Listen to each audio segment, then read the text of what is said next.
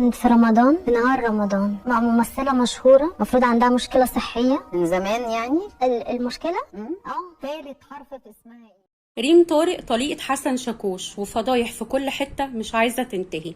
تعالوا نعرف التفاصيل مع بعض في فيديو النهاردة.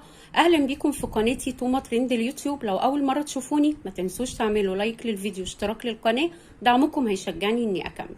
طبعا كلنا شفنا الأيام اللي فاتت الفيديوهات واللايفات اللي عمالة تعملها ريم طارق في كل مكان، بعد ما كانت بتقول إن هي ملهاش في السوشيال ميديا ولا ليها علاقة بالسوشيال ميديا.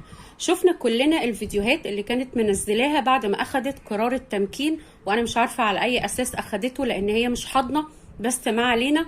واللايف اللي عمله حسن شاكوش من بيته اللي حب يوصل بيه رسالة: انا ما يهمنيش القانون ومحدش يقدر يطلعني من بيتي. طلعت ريم طارق بعدها في لايف قرب الساعة تقريبا على التيك توك، الناس تسأل وهي تجاوب والناس تسأل وهي تجاوب. وبعدها طلعت في لقاء إعلامي مع بسمة وهبة للمرة التانية بعد ما طلعت معاها في رمضان هي وحسن شاكوش، وقعدت قالت كلام يعني زي ما بيقولوا بالبلدي كده، يعني مش عارفة أقول إيه بصراحة، يعني مش قادرة أقول إن كان على علاقة بممثلة معروفة بتعاني من تعب معين بقالها سنين ومرضيتش تقول اسمها. قالت إن تالت حرف من اسمها ره، بعد ما بسمة وهبة قالت لها طب قولي حرف من اسمها. وطبعا ناس كتير قعدت تخمن هي مين، وقالت ان هو كان على علاقة بيها في رمضان وكان معاها في العين السخنة، وهي شافت الرسالة وهي بعتها له بتقول له وصلت يا حبيبي.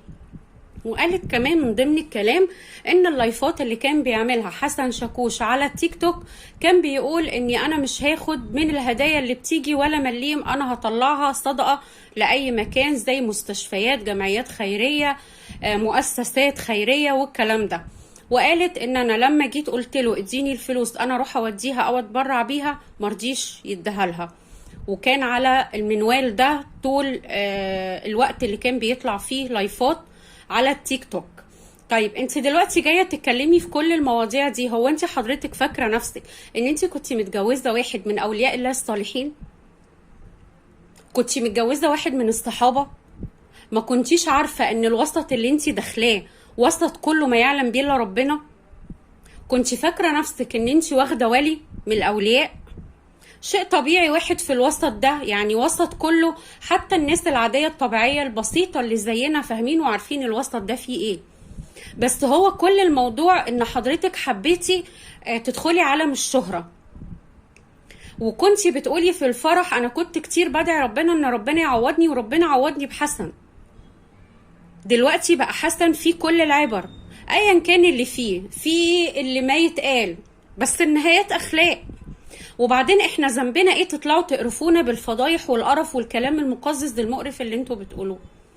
هو انتوا كنتوا بتاخدوا رأي متابعينكم او الجمهور او الناس العادية البسيطة لما كنتوا بتيجوا تختاروا بعض؟ لما هتيجوا دلوقتي تقرفونا او توجعوا دماغنا بفضايحكم ومشاكلكم وقرفكم؟ واحد زي ده حضرتك بتقولي كان مش عارفة بيطلع بنات واوردرات وكلام، استغفر الله العظيم يا رب. انتي متخيلة ان هو هياخد الفلوس والهدايا اللي بتجيله من التيك توك يديها للناس الغلابة؟ انتوا بتمصوا دم الناس الغلابة. الناس مطحونة وقرفانة في الغلا والعيشة والدنيا اللي بايظة حواليهم، وانتوا في دنيا تانية خالص، انتوا في عالم موازي مع نفسكم. انتي بتقولي بنفسك كان بيطلع له حوالي 30,000 دولار. 30,000 دولار هيروح يتبرع بيها للناس الغلابة؟ انتوا بتاكلوا في لحم الناس الغلابة، انتوا بتمصوا دم الناس الغلابة. ولحد دلوقتي انت بتجري ورا الشهرة، وإلا ما كنتيش طلعتي. وزمانك طبعا بدل ما كنتي عاملة اكاونت على التيك توك بس، بقى التيك توك والفيس وانستا وحاجات كتيرة قوي، وابتديتي تطلعي في لقاءات اعلامية ولقاءات تلفزيونية عشان برضو يسيبك جزء او يعني من الحب جانب من عالم الشهرة. فاحنا ما يخصناش القرف اللي انتوا فيه، سيبوا الناس في حالها، الناس تعبانة وفيها اللي مكفيها، مش ناقصها كمان الكلام المقرف والقرف اللي انتوا بتعملوه او اللي انتوا فيه. كل ده اكتشفتيه في شهرين؟ ما كنتيش تسمعي عنه اي حاجة قبل ما تتجوزيه؟ وكان هو هداية ربنا وعوض ربنا؟ انتوا ناس في عالم موازي بجد. سيبوا الناس في حالها عشان الناس مش فيها، يعني الناس فيها اللي مكفيها، مش ناقصة القرف اللي انتوا فيه. لو وصلتم معايا لحد هنا ما تنسوش تعملوا لايك للفيديو، اشتراك للقناة، دعمكم هيشجعني اني اكمل، واستنوني في فيديو جديد مع تومة ترند اليوتيوب.